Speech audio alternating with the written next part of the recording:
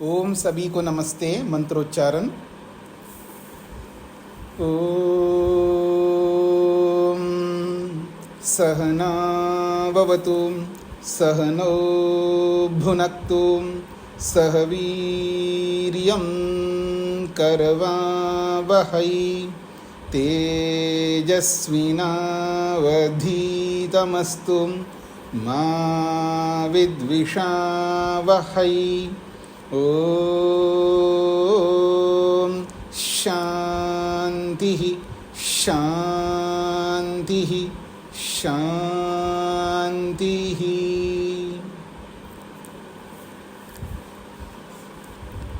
वेदांत दर्शन की कक्षा संख्या 37 है। 3-7 पहले अध्याय के हमने 2 पाद पूरे किए हैं। तीसरे पाद का एक सूत्र किया था। तीसरे पाद का जो एक सूत्र है वो बहुत ही महत्वपूर्ण सूत्र है। यदि आप लोग दोबारा तिबारा इस कक्षा को सुनेंगे तो बहुत विशेष आपको लाभ मिलेगा। परमात्मा के विभिन्न नामों को लेकर के चर्चा हो रही है। उन नामों में एक महत्वपूर्ण नाम है आयतन। परमात्मा सबका आयतन है, अर्थात सबका आधार है। आयतनम संस्कृत में कहेंगे आयतनम। परमात्मा का एक नाम है आयतनम, आधार, जिसको आप लोग कहते हैं ना सर्वाधार। तो आधार आयतनम, द्यु भू आदि आयतनम स्वशब्दात्। द्युलोक, अंतरिक्ष लोक, पृथ्वीलोक आदि जितने भी लोक लोकांतर है, इन समस्त लोक लोकांतरों का आयतनम आधार परमात्मा है, ब्रह्म है। कैसे पता चलेगा? स्वशब्दात्। क्योंकि जहाँ इस संपूर्ण लोक लोकांतरों का जो आधार को लेकर के जो उपनिषदों ने प्रस्तुत किया है, उस प्रस्तुति में आत्म शब्द वहाँ पर विद्यमान है। यानी आत्मा जो है सबका आधार है और वो आत्मा परमात्मा है। तो स्वशब्दात् का मतलब है आत्म शब्द वहाँ पर आने से ये पता लगता है कि समस्त लोक लोकांतरों का आधार आत्मा है, यानी ब्रह्म है। ये इस सूत्र का सार है। तो आप लोग दोबारा इस कक्षा को सुनिएगा। मैं आगे बढ़ता हूँ, दूसरा सूत्र प्रारंभ करता हूँ। अपरो हेतुः, ब्रह्म ही सबका आयतन है। इस संबंध में अपरः हेतु, दूसरा हेतु प्रस्तुत किया जा रहा है। क्या हेतु है? मुक्तोपसृप्य व्यपदेशात्। मुक्तोपसृप्य व्यपदेशात्, मुक्त उपसृप्य उपदेशात्, मुक्तोपसृप्य व्यपदेशात्। व्यपदेश कहो उपदेश कहो एक ही बात है। कहते हैं मुक्तानाम उपसृप्य, मुक्तों को लेकर के वो उपसृप्य अर्थात उपगम्य अर्थात आश्रयणीय। मुक्तात्माओं का आश्रय है वो ब्रह्म है। समस्त मुक्तात्माओं का आश्रयणीय, आश्रय, आधार ब्रह्म है। तो मुक्तों का आश्रय ब्रह्म है, तो मुक्तों के आश्रय को मुक्तोपसृप्य कहते हैं। मुक्तात्माओं के आश्रय को, आधार को मुक्तोपसृप्य कहते हैं। तो कहते हैं मुक्तानाम उपसृप्य, उपसृप्य को खोला है उपगम्य, उपगम्य को खोला है आश्रयनीय। मुक्तों का जो आश्रय है, आश्रयनीय है, उसको मुक्तोपसृप्य कहेंगे। और उस आश्रयनीय ब्रह्म का तस्य व्यपदेश, उस आश्रयनीय ब्रह्म का व्यपदेश अर्थात प्रतिपादनम, उसका वर्णन। तो मुक्तों के आश्रयनीय का वर्णन को मुक्तोपसृप्य व्यपदेश कहते हैं। अर्थात उसको और खोल करके समझा रहे हैं, मुक्तानाम आश्रयनीय स प्रतिपाद्यते। मुक्तों का जो आश्रयनीय है सह वह अर्थात वह ब्रह्म प्रतिपाद्यते, उसका वर्णन किया जाता है। अर्थात मुक्तों का आश्रय आश्रयनीय ब्रह्म है, ऐसा वर्णन किया जाता है शास्त्रों में, अर्थात उपनिषदों में। अत्रैव मुंडकोपनिषदि, उसी मुंडकोपनिषद में, जिस मुंडकोपनिषद में समस्त लोक लोकांतरों का आधार आत्मा को बताया है, उसी मुंडकोपनिषद में ये बात कही गई है कि मुक्तों का आश्रयनीय ब्रह्म है। तद अग्रे, जहाँ ये प्रसंग चला है सब लोक लोकांतरों का आधार ब्रह्म है, उस प्रसंग के आगे कहा जा रहा है तथा, और भी एक बात कहना चाहते हैं। समस्त लोक लोकांतरों का आधार ब्रह्म है, उसमें तथा एक और बात कहना चाहते हैं। क्या? विद्वान नाम रूपाद विमुक्ता परात् परम पुरुषम उपैति दिव्यम। ये मुंडकोपनिषद का वचन है। तथा विद्वान, देखिए विद्वान ये साधारण शब्द नहीं है। विद्वान का मतलब है विद्या वाला। विद्वान कहते हैं विद्या वाला। विद्वान बनना बहुत कठिन है, ये याद रखिएगा। आप में से कितने लोग हैं जो व्यवहार भानु को पढ़ा है? स्वामी दयानंद सरस्वती की एक छोटी सी पुस्तक है व्यवहार भानु। यदि किसी ने नहीं पढ़ा हो जरूर पढ़िएगा, और यदि पढ़ा है तो दोबारा पढ़िए, और जो मैं संकेत कर रहा हूँ उस प्रसंग को जरूर पढ़े। स्वामी दयानंद सरस्वती कहते हैं धार्मिक तो कोई भी बन सकता है, लेकिन विद्वान हर कोई नहीं बन सकता। धार्मिक कोई भी बन सकता, लेकिन विद्वान कोई विरला ही होता है। यहाँ विद्वान का मतलब पढ़ा लिखा नहीं है, याद रखना।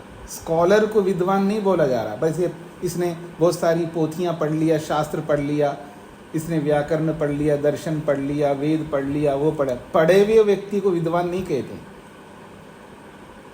फिर किसको कहते विद्वान? जिसके पास ज्ञान होता है।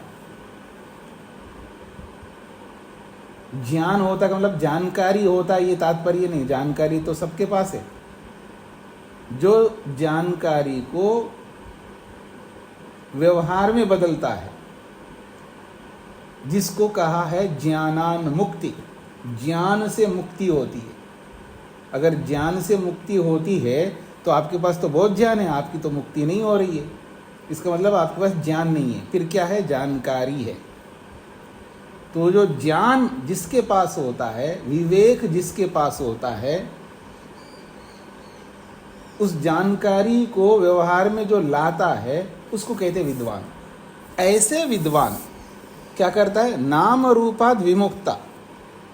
वो नाम और रूप से मुक्त हो जाता है, हट जाता है, छूट जाता है। मैं विश्वंग हूँ, ये एक नाम है। और रूप क्या है? ये जो शरीर है, ये जो आकृति है, ये रूप है उसका। तो इस नाम और रूप से हट करके, विमुक्त होकर के, मुक्त होकर के, परात् परम पुरुषम, जो पर से भी पर है। परात् परम का मतलब है जो पर से भी पर है,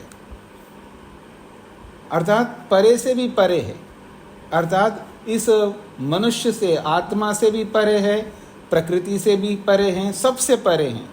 ऐसे पुरुष को, वो कौन है? वो पुरुष दिव्यम पुरुषम, वो दिव्य गुणों से युक्त पुरुष को प्राप्त होता था। उपैति का मतलब है प्राप्त हो जाता है, अर्थात मुक्त हो जाता है, इसका तात्पर्य।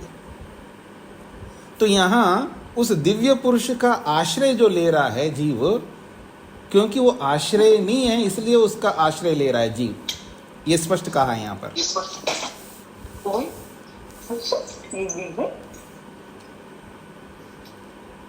माइक बंद करके रखिएगा ना जी। तो कहते हैं एतद वचनम बृहदारण्यकोपनिषद वचनेन सह संतोल्यम। ये जो मुंडकोपनिषद का जो वचन है, इस वचन को बृहदारण्यक उपनिषद के वचन के साथ तुलना करके देखिएगा। बृहदारण्यक उपनिषदकार भी क्या कहते हैं? क्या कहते हैं वो? यदा सर्वे प्रमुच्यन्ते कामा ये अस्य हृदि श्रिताः अत मर्त्यो अमृतो भवति अत्र ब्रह्म समश्नुते। बहुत बड़ी बात कही है बृहदारण्यक उपनिषदकार ने। क्या कहा है? यदा सर्वे कामा, जब सारी कामनाएं, वो सारी कामनाएं कहाँ रहती है? ये अस्य हृदय श्रिता, जो इस मनुष्य के हृदय रूपी मन में विराजमान है। हमारे मन के अंदर ये अस्य हृदय श्रिता, जो इस जीव के यानी इस पुरुष के हृदय में, हृदय का मतलब है मन, जो हृदय में अर्थात मन में जो विराजमान जितनी भी कामना है, यदा सर्वे कामा, जब सारी की सारी कामनाएं, सारी इच्छाएं, तमन्नाएं जो इस मनुष्य के मन के अंदर विराजमान है, और वो सारी कामनाएं प्रमुच्यन्ते, वो छूट जाते हैं, हट जाते हैं, अलग हो जाते हैं। अब उसके मन में कोई कामना नहीं रहती है, अकामा बन जाता है, निष्कामा बन जाता है। ऐसा बनना है, होता है। मतलब मन के अंदर एक भी कामना नहीं हो सकती, एक भी तृष्णा नहीं हो सकती है, एक भी चाह तमन्ना नहीं हो सकती। तो सारी तमन्नाएं, सारी इच्छाएं जो मन के अंदर हमने संजोए रखा है, ये आकंठ भरा हुआ आदमी के अंदर इतनी कामना है ना, कामनाओं का पुतला है मनुष्य। दुनिया भर की कामनाएं हैं मन के अंदर संजोए रखता है व्यक्ति। तो हृदय के अंदर अर्थात मन के अंदर जो सारी कामनाएं जो आज विराजमान हैं, वो सब के सब प्रमुच्यन्ते, जब सब के सब हट जाते हैं, अथ मर्त्यः अमर्त्यो भवति, जब ये मरण धर्म जो पुरुष है ये अमृतो भवति, वो अमृत हो जाता है। जब अमृत हो जाता है, अत्र ब्रह्म समश्नति, उस स्थिति में वो ब्रह्म को प्राप्त कर लेता है। अर्थात ब्रह्म का आश्रय उसको मिल जाता है, ब्रह्म के आश्रित हो जाता है। आश्रयणीय ब्रह्म के अंदर विराजमान हो जाता है ये आत्मा, उसी के साथ जुड़ा रहता है। देखिएगा मेरी ओर, आज आत्मा किसके साथ जुड़ा हुआ है? शरीर के साथ, इंद्रियों के साथ, मन के साथ, इन सब के साथ जुड़ा हुआ है। इन्हीं से प्यार करता है आदमी, अपने शरीर से प्यार करता है, याद रखना। अपनी इंद्रियों से प्यार करता है, अपने अंतःकरण से प्यार करता है। एक तो स्वयं से, फिर उसकी पत्नी है, पति है, बाकी जितने भी संबंधी है उनसे प्यार करता है। उसके अलावा फिर पैसे से, सोने से, चांदी से, मकान से, जमीन से, पता नहीं किस किस से प्यार करता है। इन सब से वो युक्त है, जुड़ा हुआ है, इसलिए वो ईश्वर से दूर है। इन सब से जुड़ा हुआ इसलिए कामनाएं और संजोता रहता है, कामनाओं को और स्थान देता रहता है मन के अंदर, और कामनाओं को कम नहीं करता, और बढ़ाता है। तो ये सारी कामनाएं जब हट जाती हैं मन से, तब ये मरण धर्म, ये जो शरीर में रहने वाला मर्त्य मनुष्य जो है, अमृतः भवति, वो अमृत हो जाता है, अमर हो जाता है। अत्र ब्रह्म समश्नुते, उस स्थिति में वो ब्रह्म को प्राप्त कर लेता है। आश्रयणी ब्रह्म को प्राप्त करने का मतलब है आश्रयणी ब्रह्म के साथ संयुक्त हो जाता है, ये इसका तात्पर्य। तस्माद् अत्र, इसीलिए यहाँ पर द्यू भू प्रभृति नाम आयतनम परमात्मा एवं विज्ञेयम। द्युलोक, भूलोक, अंतरिक्ष, जितने भी लोक लोकांतर है, इन सब का आयतन, आधार परमात्मा ही है, ऐसा विज्ञेयम या विज्ञेय जान लेना चाहिए। सूत्रार्थ लिखिएगा। द्युलोक, पृथ्वीलोक आदि के आधार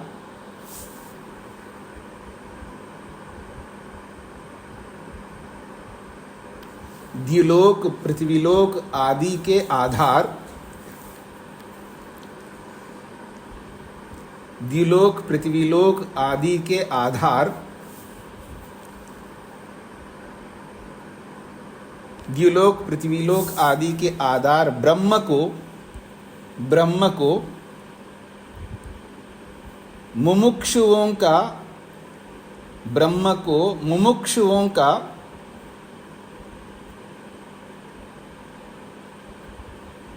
ब्रह्म को मुमुक्षुओं का उपास्य प्राप्तव्य कहा गया होने से, उपास्य प्राप्तव्य कहा गया होने से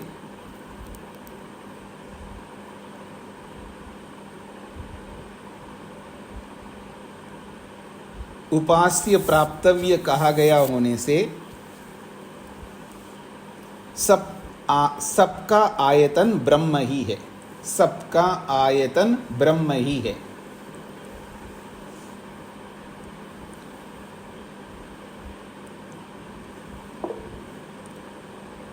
सबका आयतन ब्रह्म ही है। द्युलोक पृथ्वीलोक आदि के आधार ब्रह्म को मुमुक्षुओं का उपास्य प्राप्तव्य कहा गया होने से सबका आयतन ब्रह्म ही है। हाँ जी, ठीक हो गए जी। सुहासिनी जी को क्या कहना है? स्वामी जी नमस्ते जी। स्वामी जी, मुंडक उपनिषद का श्लोक में जो लिखा नाम रूपाद विमुक्त है, इसका अर्थ क्या है? नाम रूपाद विमुक्त मतलब है अपने नाम, हाँ जी, अपने नाम से अपने स्वरूप से वो अट जाता है। अब उसको नाम की जरूरत नहीं है, शरीर की भी आवश्यकता नहीं है। रूप का मतलब शरीर है और नाम का मतलब जो भी नाम रखा है, जैसे सुहासिनी नाम है आपका और आपका शरीर है, इन दोनों से मुक्त हो जाता है और दिव्य पुरुष ब्रह्म को प्राप्त कर लेता है। ठीक है सर जी, धन्यवाद, नमस्ते जी। तीसरा सूत्र, न अनुमानम अतत् शब्दात्, न अनुमानम अतत् शब्दात्। आत्मा को न मान करके किसी और को अगर हम आयतन आधार मानना चाहें तो इसमें कोई अनुमान नहीं। अनुमीयते, क्या अनुमान किया जाता है? स्थूलम वस्तु दृष्ट्वा तस्य सूक्ष्मीभूतं पूर्वरूपं समवायी कारणम मनसा लक्ष्यते। स्थूलम वस्तु दृष्ट्वा, किसी स्थूल वस्तु को हम लोग देखते हैं। किसी भी स्थूल वस्तु का मतलब है कार्य वस्तु, क्योंकि स्थूल वही होता है जो कार्य होता है, ये याद रखिएगा, ये सिद्धांत है। जिसको भी आप स्थूल कहते हो वो कार्य होता है। कोई ऐसा स्थूल वस्तु आप दिखा नहीं सकते जो कार्य ना होता हो, ये सिद्धांत है। तो जो स्थूल वस्तु है अर्थात जो कार्य वस्तु है, उसको दृष्टवा आप जब देखते हो इंद्रियों से, और देख करके क्या करते हो? तस्य सूक्ष्मीभूतम, उसका जो सूक्ष्म स्वरूप, जो कि कार्य से जो पहला स्वरूप पूर्व रूप होता है, वो समवायी कारण होता है, अर्थात उसका उपादान कारण होता है। और उस उपादान कारण को कैसे समझते हो? मनसा लक्ष्यते, वो मन से अनुभव करते हो, क्योंकि वो दिखाई नहीं दे सकता। जो दिखाई नहीं देता है ना, उसको मन से अनुभव करते हम लोग। जो स्थूल कार्य पदार्थ को देखते हैं, उसका कारण का जो अनुमान होता है वो मन से करते हैं हम लोग। तद अव्यक्तम, और वो क्या है? वो सूक्ष्म पदार्थ जो समवायी कारण बना हुआ है, जो उपादान कारण बना हुआ है, तो कहते तद अव्यक्तम, उसको अव्यक्त कहते हैं। अर्थात प्रकृति नामकम, उसको प्रकृति नाम से बोला जाता है। और वो जो प्रकृति नामक अव्यक्त सत्वरस तमस है, वो न द्यु भू प्रवृत्ति नाम आयतनत्वेन ग्राह्य। उस प्रकृति को द्युलोक भूलोक आदि इन सब लोक लोकांतरों का आधार के रूप में नहीं ग्रहण करना चाहिए। क्यों? कुतः, क्यों नहीं ग्रहण करना चाहिए? अतः शब्दात्, अतः शब्दात् का मतलब है ऐसा कोई शब्द प्रमाण ना होने से, मतलब कोई ऐसा शब्द प्रमाण नहीं है जो ये कहता हो कि सब लोक लोकांतरों का आधार आयतन सत्वरस्तम है, प्रकृति है, अव्यक्त है, ऐसा कोई शास्त्र नहीं कहता है। ये इसका तात्पर्य है। तो अतः शब्दात् तत्संबंधी आगम अभावात्, तत्संबंधी आगम अभावात्, इस बात को बताने वाला कोई भी आगम ना होने से, अर्थात कोई भी शब्द प्रमाण ना होने से। नहीं वेदे किंवा उपनिषदि, तस्य आयतनत्व प्रदर्शक शब्दो विद्यते। वो आगम प्रमाण कौन हो सकता है, वो शब्द प्रमाण कौन हो सकता है? वेदे, नहीं वेदे, ना तो वेद में, किं वा अथवा उपनिषदि, किसी उपनिषद में, तस्य आयतनत्व प्रदर्शका, उसका आयतन के रूप में, उस प्रकृति को आयतन के रूप में, आधार के रूप में, प्रदर्शका, प्रदर्शन करने वाला, वर्णन करने वाला, शब्दों न विद्यते, कोई शब्द प्रमाण नहीं है। किंतु तस्य प्रकृत्याख्यस्य आयतनम स एव परमात्मा वर्ण्यते, बल्कि उस प्रकृति का आयतन भी परमात्मा है, ऐसा वेद उपनिषद वर्णन करता है। प्रकृति कहाँ आयतन बनेगा, जबकि उस प्रकृति का भी आयतन परमात्मा है, ब्रह्म है, ऐसा वेद वर्णन करता है, उपनिषद भी वर्णन करता है। ये बात कही यहाँ पर। ये मंत्र आ चुका है पीछे। परित्य भूतानि परित्य लोकान् परित्य सर्वा प्रदिशो दिशश्च उपस्थाय प्रथमजाम ऋतस्य आत्मना आत्मानम अभिसंविवेश। ये यजुर्वेद का बहुत ही पवित्र प्रमुख विशेष मंत्र है ब्रह्म को समझने के लिए।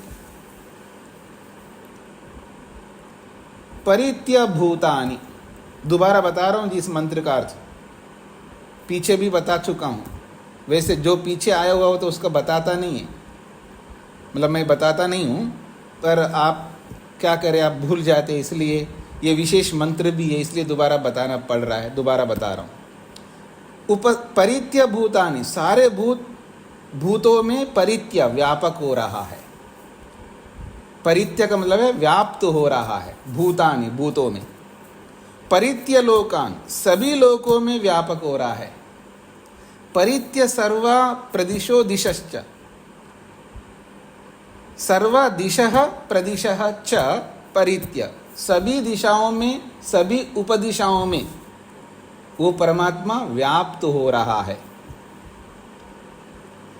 फिर कहा है प्रथमजाम ऋतस्य, जो ऋत सत्य प्रकृति है उसका, प्रथमजाम प्रथम उत्पन्न महतत्व को हमें जान लेना चाहिए। यानी उस प्रकृति का, सत्वर स्तंभ का जो प्रथमजाम, जो प्रथम उत्पन्न जो महतत्व रूपी बुद्धि है, उसको उपस्थाया, जान करके मनुष्य आत्मना आत्मानम अभिसंविवेश, उस आत्मानम, उस ब्रह्म रूपी आत्मा को आत्मना, स्वयं आत्मा से उपस्थाय, जान करके अभिसंविवेशा, उस ब्रह्म में प्रविष्ट होता है, अर्थात उस ब्रह्म को प्राप्त कर लेता है।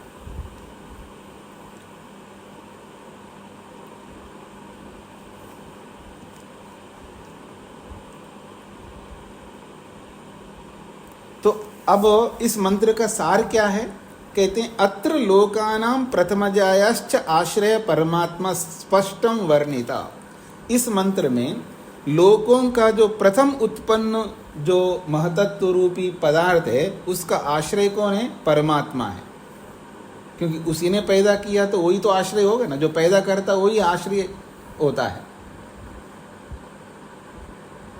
मेरे को किसने पैदा किया जी? माँ बाप ने पैदा किया, तो मेरा आश्रय कौन है? माँ बाप है। आपको जिसने उत्पन्न किया वो आश्रय होंगे ना।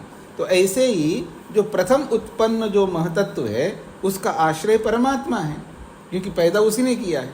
तो अत्र इस मंत्र में लोकानां प्रथमजायाः च आश्रय, लोकों का जो प्रथम उत्पन्न जो महतत्व है, उसका आश्रय कौन है? परमात्मा। ऐसा स्पष्टम वर्णिता, इस मंत्र में स्पष्ट रूप से वर्णन किया गया है। इतना ही नहीं, एक और मंत्र बोला जा रहा है यहाँ पर। तथा तम आसीत् तमसा गूढ़मग्रे अप्रकृतं सर्वं सलिलमा इदं तुच्छेन आभू अपिहितं यद आसीत् तत् महीनां जायते एकम। बड़ा अच्छा मंत्र है ये भी, ये ऋग्वेद का है। एक सृष्टि उत्पत्ति प्रकरण है। सृष्टि की उत्पत्ति कैसी होती है, तो सृष्टि उत्पत्ति प्रकरण है ऋग्वेद में। आपने ऋग्वेद आदि भाष्य भूमिका पढ़ी हो तो उसमें भी सृष्टि उत्पत्ति प्रकरण एक दिया है और उसमें ये मंत्र भी आया है। बहुत सारे मंत्र आए ऋग्वेद के, उनमें से ये भी एक मंत्र है। जब आप ऋग्वेद आदि भाष्य भूमिका खोल करके देखें तो सृष्टि उत्पत्ति प्रकरण एक अलग से है प्रकरण। उस प्रकरण में प्रारंभ में बहुत सारे मंत्र दिए, उन मंत्रों में ये भी एक मंत्र है और बहुत महत्वपूर्ण मंत्र है। तम आसीत् तमसा गूढ़म अग्रे अप्रकेतम सर्वम सलिलम आ इदम तुच्छ्येन आभू अपिहितम यद आसीत् तत् महिना जायतेकम। जायता एकम जायतेकम, तो ये मंत्र है। तो मंत्र में देखिएगा अग्रे, अग्रे शब्द आया। अग्रे का मतलब पहले। अग्रे सृष्टि की उत्पत्ति से पहले। तमसा गूढ़म, अंधकार से ढका हुआ था। अंधकार ही अंधकार था, यानी अंधकार से ढका हुआ, अर्थात अंधकार ही अंधकार था। सृष्टि की उत्पत्ति से पहले अगर देखो का मतलब है, मान लीजिए कोई मुक्त आत्मा देखे सृष्टि की उत्पत्ति से पहले, तो अंधकार ही अंधकार होगा। उसको सृष्टि थोड़ा दिखाई देगी, कोई कार्य वस्तु तो दिखाई नहीं देगी, अंधकार अंधकार देगा। तो तमसा गूढ़म, वो अंधकार से ढका हुआ था, इसलिए तम आसीत, अंधकार ही अंधकार था। तम आसीत, अंधकार ही अंधकार था। क्यों? अग्रे सृष्टि की उत्पत्ति से पहले तमसा गूढ़म, वो अंधकार से ढका हुआ था। फिर वो कैसा रहा है, जो अंधकार से जो ढका हुआ है, वो ढका हुआ पदार्थ कैसा है? तो कहते हैं सर्वम इदम सलिलम, सर्वम इदम आसलिलम। सर्वम इदम, ये जो सारा का सारा ब्रह्मांड जो आज हमको दिखाई दे रहा है, ये सारा का सारा ब्रह्मांड जो है सलिलम, एकदम सलिलम। सलिलम कहते पानी की तरह सब जगह फैला हुआ है, अर्थात सूक्ष्म कणों में परिवर्तित हो गया, सब ओर से पानी की तरह। सलिलम कहते पानी को भी, वो पानी की तरह व्याप्त हो गया, अर्थात जैसे पानी बिखर जाए ना सूक्ष्म होकर के, जैसे पानी भाप में सूक्ष्म होकर के बिखर जाता है, दिखाई नहीं देता, फैल जाता है। तो ऐसे ही ये सारा का सारा ब्रह्मांड जो है असलिलम, ये बिल्कुल पानी की तरह अर्थात सूक्ष्म कणों के रूप में फैल गया है, इसलिए अंधकारमय हो गया है। इसी बात को स्पष्ट कर रहे हैं, तुच्छेन आभू अपीतम। आभू कहते हैं प्रकृति को, आभू कहते हैं या प्रकृति को, सत्वरस्तम को। तो ये जो आभू रूपी सत्वरस्तम अव्यक्त प्रकृति है, वो तुच्छेन अभीतम, तुच्छ स्वरूप से ढका हुआ है। मतलब वो तुच्छ रूप में, अर्थात उसका कोई अस्तित्व नहीं है। किसी आदमी को आप कहे तुच्छ आदमी है, बोलते हो ना आप लोग, किसको बोलते हैं जब ये तुच्छ आदमी है? मतलब उसके अंदर कोई गुण नहीं है, कोई आदमी थोड़ा है, वो राक्षस प्रवृत्ति वाला है, राक्षस आदमी, वो तुच्छ व्यक्ति है, अर्थात उसका कोई अस्तित्व नहीं है। तो तुच्छेन अभिहितम, मतलब एक प्रकार से तुच्छ भाव से वो ढका हुआ है, वो आबू, वो प्रकृति। यद आसीत, जो भी था वो, प्रकृति के नाम से जो भी था वो आबू, वो एक तुच्छ भाव से ढका हुआ है। तत्, उस तुच्छ भाव से विद्यमान उस प्रकृति को महिना जायता एकम, सबसे पहले महतत्व के रूप में उसने उत्पन्न किया है। या यूं भी कह सकते, महिना अपनी महिमा से एकम, एक सत्वरस्तम से एक पदार्थ को महतत्व के रूप में जायता उत्पन्न किया। महिना अपनी महिमा से, महिना अपनी महिमा से तत् उस प्रकृति को लेकर के एकम जायता, एक महतत्व के रूप में सबसे पहला उत्पन्न किया है।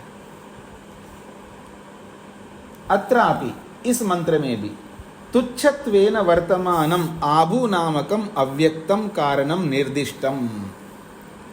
अत्रापि इस मंत्र में भी, इस ऋग्वेद के इस मंत्र में भी तुच्छत्वेन तुच्छ रूप में वर्तमान आभु नामक जो अव्यक्त प्रकृति है उसको कारण के रूप में निर्देश किया है।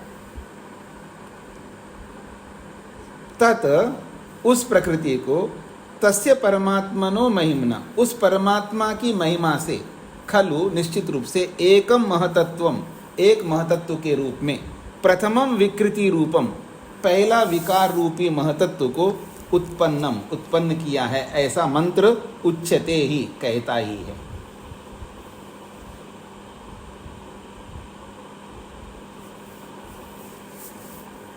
हाँ जी, मंत्रार्थ स्पष्ट हो गए जी सभी को। मंत्रार्थ, मंत्र का भाव सब कुछ स्पष्ट हो जाना चाहिए। तो सूत्रार्थ लिखिएगा। कार्य से कारण का अनुमान होता है। कार्य से कारण का अनुमान होता है।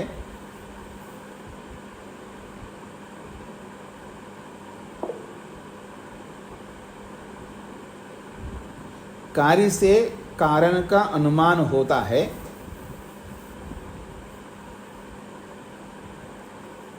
प्रकृति को आधार बताने वाला, प्रकृति को आधार बताने वाला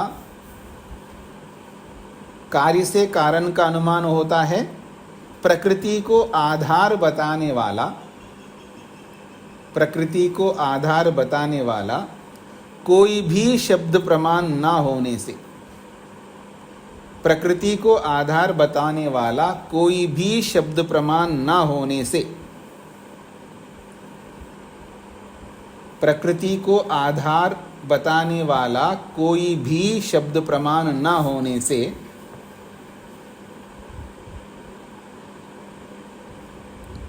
प्रकृति को आधार बताने वाला कोई भी शब्द प्रमाण ना होने से ब्रह्म ही सबका आयतन है।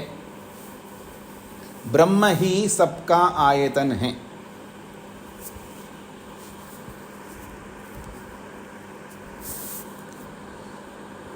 कार्य से कारण का अनुमान होता है।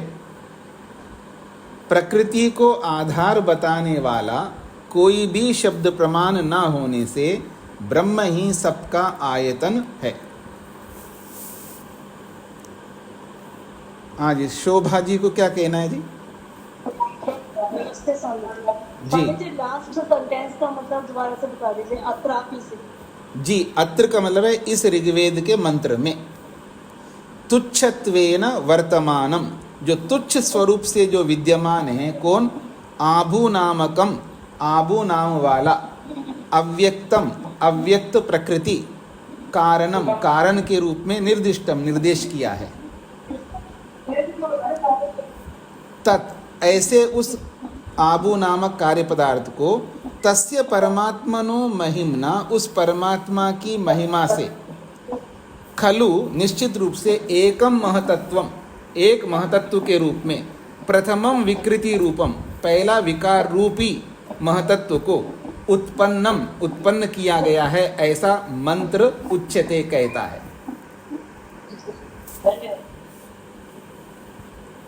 हाँ जी, वर्मा जी को क्या कहना? नमस्ते स्वामी जी। जी स्वामी जी, प्रकृतम माने क्या होता है? अविज्ञेयम, न जानने योग्य है। अप्रकृतम का मतलब है न जानने योग्य है।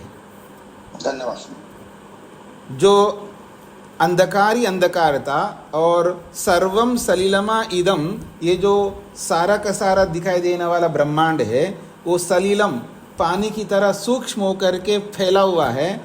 ऐसी स्थिति में उसको अप्रकृतम न जानने योग्य बन जाता, अर्थात जानने योग्य नहीं रहा अब। ये इसका तात्पर्य है। हाँ जी, साहू जी को क्या कहना है? नमस्ते स्वामी जी। जी स्वामी जी, रीतम और सत्यम, इस दोनों का अंतर क्या है? थोड़ा सा देखिए, रितम का अर्थ भी सत्य और सत्य का अर्थ भी रितम है, लेकिन दोनों शब्द एक साथ होता है तब दोनों का अर्थ अलग होता है। मैं सत्य बोलता हूँ जी, मैं रित बोलता हूँ जी, तो आप कभी ऋतम शब्द से भी बोल सकते, कभी सत्यम शब्द से भी बोल सकते। मैं सत्य बोलता हूँ भी कह सकते हो, मैं ऋत बोलता हूँ ऐसा भी कह सकते। लेकिन जब जहाँ कहीं दोनों शब्द एक साथ आए किसी प्रसंग में, तो वहाँ उन दोनों शब्दों का अर्थ अलग होता है। जैसे उदाहरण देता हूँ, जो संध्या करते हैं, वैसे तो मैं भी करता हूँ, आप लोगों में भी करते होंगे जो भी करते हैं, जो जब संध्या व्यक्ति करता है तो वहाँ पर एक मंत्र आता है, ओम ऋतं च सत्यं चाभिधा तपसो अध्यजायत। वह ऋतम च सत्यम च, वहाँ एक ही मंत्र में दोनों एक साथ आए। तो ऋतम का अर्थ होता है जो अपरिवर्तनीय सत्य, जिसमें ऐसा सत्य जिसमें बदलाव नहीं हो सकता, अपरिवर्तनीय सत्य को ऋतम कहते हैं। और सत्य उसको कहते हैं जो बदलता रहता है। जैसे उदाहरण के लिए, साहू जी आपकी उम्र क्या है, एज? 57। आप बहुत झूठ बोलते हैं जी। 2 साल पहले पूछा तो 55 बताया था आपने। तो अब ये जो सत्य है, 2 साल पहले भी वो सत्य था, आज भी सत्य है, और 10 साल के बाद भी वो सत्य रहेगा, लेकिन ये बदलता रहता है सत्य। तो एक सत्य होता है जो बदलने वाला होता है, ठीक है जी, और एक वो सत्य होता है जो कभी नहीं बदलता है। जैसे आत्मा नित्य है तो नित्य ही रहता है, और संसार अनित्य है, वो अनित्य ही रहता है, वो बदलता नहीं है। अनित्य कभी नित्य बन नहीं सकता, और नित्य कभी अनित्य नहीं बनता है, तो अनित्य कभी नित्य नहीं बन सकता। तो एक परिवर्तनीय सत्य है जिस सत्य में बदलाव होता रहता है, और एक वो सत्य जिसको कूटस्थ सत्य कहते हैं, अर्थात वो सत्य सदा एक जैसा रहता है। तो जब ऋतम कहेंगे तो वो कूटस्थ सत्य होता है, और जब सत्यम कहेंगे तो वो परिवर्तनीय सत्य होता है, जब दोनों शब्द एक साथ आते हैं। तो मंत्र ये कहता है जो चारों वेदों को प्रकट किया है वो कूटस्थ सत्य है, वो सदा चारों वेद वैसे के वैसे रहते हैं। आत्मा को प्रकट किया है, जीवात्मा को प्रकट किया, वो हमेशा वैसा का वैसा रहता है, ठीक है। और जो इस ब्रह्मांड को उत्पन्न किया, ऋतम का मतलब है ब्रह्मांड को उत्पन्न किया, और ब्रह्मांड हमेशा वैसा नहीं रहता है। तो ब्रह्मांड परिवर्तनीय सत्य है, परिवर्तनीय सत्य है, और आत्मा, परमात्मा, सत्वरस्तम, ये कूटस्थ सत्य है, वो हमेशा वैसे के वैसे रहते हैं। तो चारों वेदों को और इस ब्रह्मांड को, ऋतम च चारों वेदों को, सत्यम च इस ब्रह्मांड को अपनी तपस्या से, अपने ज्ञान से परमात्मा उत्पन्न करता है, ये इसका तात्पर्य होता है उस मंत्र का। जी हाँ जी, राजकुमारी जी को क्या पूछना है? पूज्याचार्य जी, मुझे जरा कूटस्थ का जरा एक बार और अच्छी तरह से कर दो। कूटस्थ आपके शब्द नया लग रहा है कुछ। हाँ, तो कूटस्थ का मतलब है अपरिवर्तनीय, जो न बदलने वाले को कूटस्थ कहते हैं। अच्छा, हाँ, इतना ही अर्थ है इसका। ठीक है।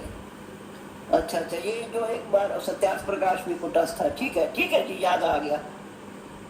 आज मैं आगे बढ़ूं, शोभा जी को कुछ और पूछना है, आपने नाम हटाया नहीं। जिनका प्रश्न पूरा होता है नाम हटा दीजिएगा। तो अब मैं आगे बढ़ता हूं जी। चौथा सूत्र, प्राणभृत च, प्राणभृत च, प्राणभृत च। जैसे तीसरे सूत्र में प्रकृति को आयतन कोई कहे तो नहीं कह सकते, क्योंकि ऐसा कोई शब्द प्रमाण नहीं है। चा का मतलब है और जीव को भी कोई आयतन के रूप में शास्त्र नहीं कहता है।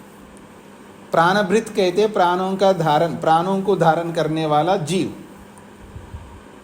कोई कहे जीव इस पूरे ब्रह्मांड का आयतन आधार हो, ऐसा कहने वाला कोई शब्द प्रमाण नहीं है। चकारात न इति अनुकृष्यते, तीसरे सूत्र में जो न पद है वो इस सूत्र में जो चा है, उस चकार से उस ना को इस सूत्र में खींच करके लाया जाता है।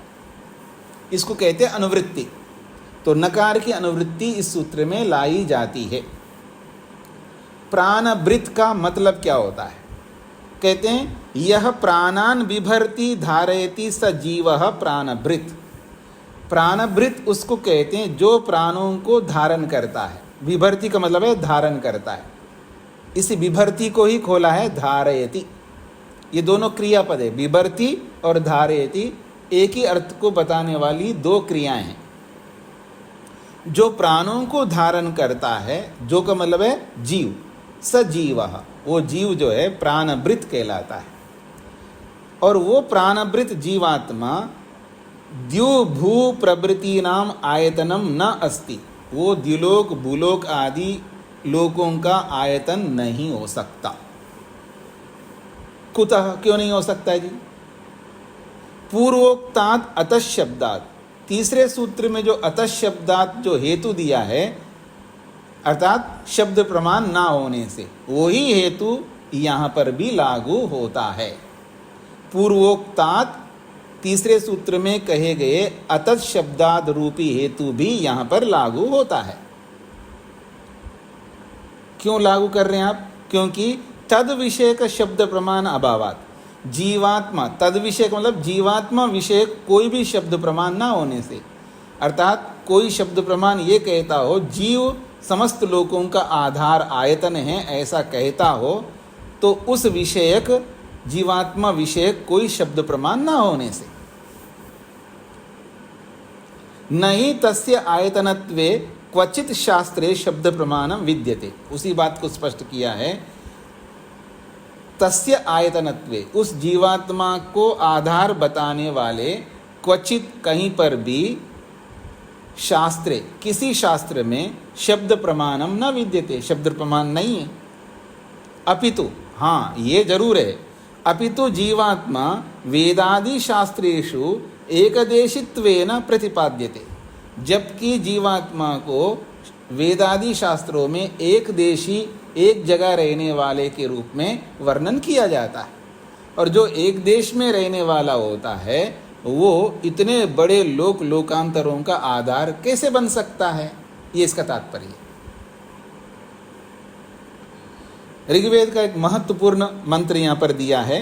अब पूरा मंत्र नहीं दिया, मंत्र का एक वाक्य दिया है जो इस प्रसंग के अनुरूप है। क्या जीवात्मा के लिए बोला जाता है? वो एक देशी बोला जाता है उसको, अपांग परांग एति। कितना अच्छा वाक्य है। अपांग परांग एति स्वधया गृभीतः अमर्त्यो मर्त्येन स योनिः। बड़ा अच्छा वाक्य है ऋग्वेद का।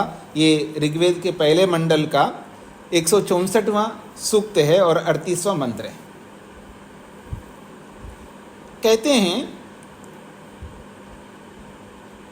ये जो जीवात्मा है ना, वो जीवात्मा क्या करता है जी? स्वधया, स्वधया का मतलब है अपने कर्मों के कारण से, अपने कर्मों के फलों के कारण से परांग एति, वो निचले योनि में, परांग का मतलब होता है निम्न योनि को, एति प्राप्त होता है अपने कर्मों के कारण से। स्वधया, अपने स्वधा से, अपने कर्मों के कारण से वो अपांग एति, वो नीचे से नीचे, निकृष्ट से निकृष्ट योनि को प्राप्त होता है।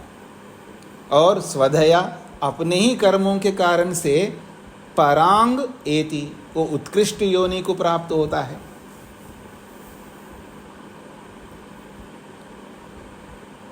ये कब होता है ऐसा? गृभीता, क्योंकि वो बंधन में है, बंधन में रहता हुआ। गृभीता का मतलब है बंधन में रहता हुआ ये जीवात्मा स्वधया, अपने कर्मों के कारण से अपांग एति परांग एति, निम्न योनि को प्राप्त होता है और श्रेष्ठ योनि को प्राप्त होता है। वो कौन है प्राप्त करने वाला? अमर्त्य। यद्यपि वो अमर्त्य है, जीव कैसा है? वो अमर्त्य, न मरने वाला है। कितना अच्छा नाम है जी, अमर्त्या। किसी लड़की का नाम रखना हो, अमर्त्या रख सकते हो। 3 अक्षर का नाम है, अमर्त्या। जीव कैसा है? अमर्त्य है और मर्त्येन, और मरण धर्म शरीर के साथ सयोनि, अपने कारण सहित विराजमान होता है। सयोनि, योनि सहित इस मर्त्य शरीर में रहता हुआ अमर्त्य जीवात्मा गृभीता, वो शरीर के बंधन में रहता हुआ स्वदया, अपने कर्मों से परांग एति अपरांग एति, या अपांग एति परांग एति। फिर देखिएगा, अमर्त्यः अमरण धर्मा जीव सयोनि मर्त्येन कारण सहित शरीर के साथ, अपने अंतःकरण रूपी कारण सहित शरीर के साथ गृभीता बंधन में रहता हुआ अपने कर्मों के कारण से अपांग एति निम्न योनि को प्राप्त होता है, पराग एति उत्कृष्ट योनि को प्राप्त होता है। ये वो ही हो सकता है जो एक देशी होता है, ये याद रखना।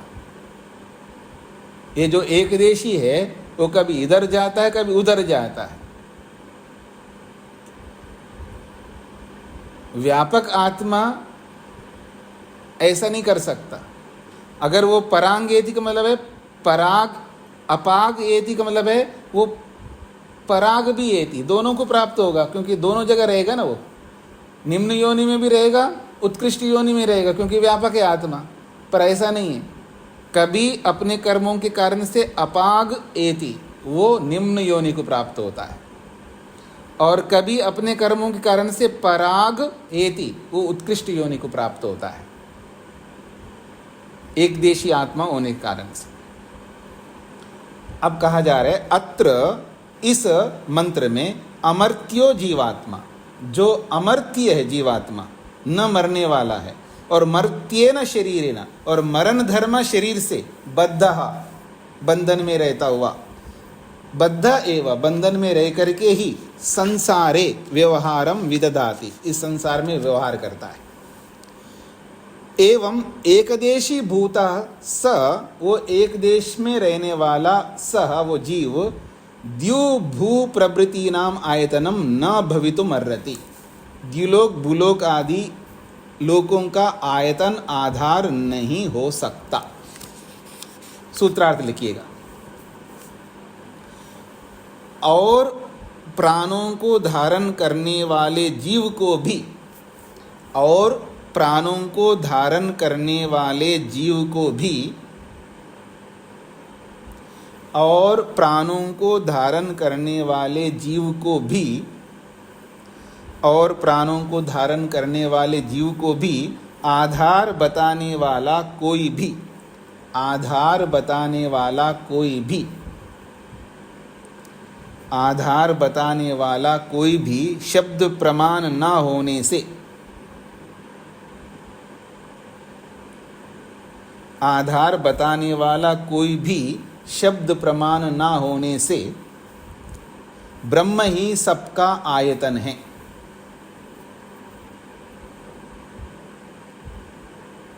और प्राणों को धारण करने वाले जीव को भी आधार बताने वाला कोई भी शब्द प्रमाण न होने से ब्रह्म ही सबका आयतन है।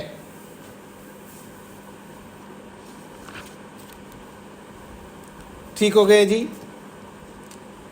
तो कुछ बातें आपसे कहनी है। मैंने एक आपको ग्रुप में एक पोस्ट किया, एक पत्र भेजा है, वानप्रस्थ साधक आश्रम की ओर से एक पत्र भेजा है। आप में से बहुत सारे लोग हैं जो यहाँ ब्रह्मचारी रहते, उनके निवास के लिए भवन बनाने के लिए सहयोग दिया है। अब वो उस भवन में अच्छी तरह निवास कर रहे हैं।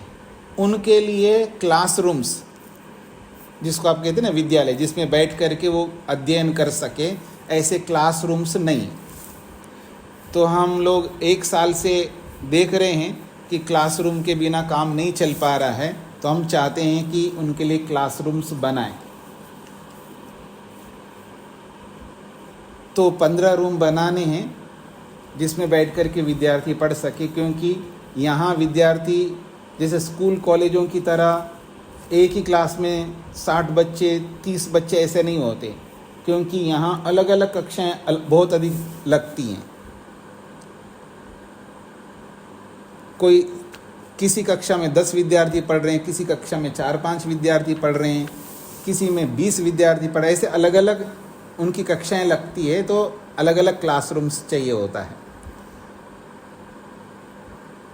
तो इस दृष्टिकोण से एक रूम के लिए 6 लाख रुपए लगेंगे। अगर आप में से कोई समर्थ हो तो एक रूम बनवा सकते हैं अपने नाम से, अपना पट्टी उनके नाम से लग जाएगा, ये कमरा अमुक व्यक्ति ने बनाया है, तो अच्छा होगा। अगर आपको लगता है कि मैं 6 लाख नहीं दे सकता, तो 2 लोग मिल कर के कर सकते हैं, 3 लोग मिल कर के कर सकते हैं, 6 लोग मिल कर के कर सकते हैं, जैसा भी आपका सामर्थ्य है। तो आप सबसे आग्रह हैं, आप देखिएगा, उस पत्रक को पढ़िएगा। आप में से जिनको भी ऐसा लगता है कि हम अपने नाम से बनवा सकते हैं, कई बार क्या होता है, जब व्यक्ति मर जाता है उनके नाम से बनवाते हैं, लेकिन जो व्यक्ति जिंदा है उन जिंदा रहने वाले लोगों के नाम से बना देना चाहिए, ताकि हाँ हमारे नाम से हमारे बच्चों ने बनवाया है, वो अच्छा रहता है। अब जो जिंदा ही नहीं है, ठीक है, उनके नाम से भी बनवाया जा सकता है, उसमें कोई निषेध नहीं है, लेकिन हाँ सबसे अच्छा ये होता है जो जिंदा आज है उनके नाम से बने, उनके बच्चे उनके नाम से बनाएं, तो उनके माँ बाप को भी अच्छा लगे, हाँ हमारे नाम से कुछ बना है।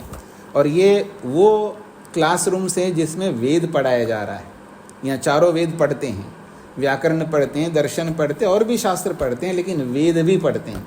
तो वेद अध्ययन जहाँ बैठ कर के होता हो, इससे बड़ा पुण्य तो मैं समझ सकता हूँ नहीं हो सकता है। तो आप लोग देख लें और इसमें जो आप कर सकते हैं वो आप करें, ये मेरा आप सबसे आग्रह है। आप में से किसी कुछ कहना हो इस संबंध में, पूछना हो, जानकारी लेना हो तो पूछ सकते हैं।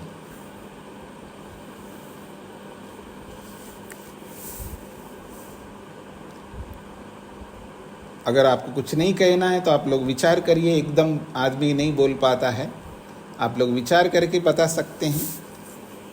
तो मैं इसको यहीं पर विराम देता हूँ कक्षा को। ओम शांति शांति शांति।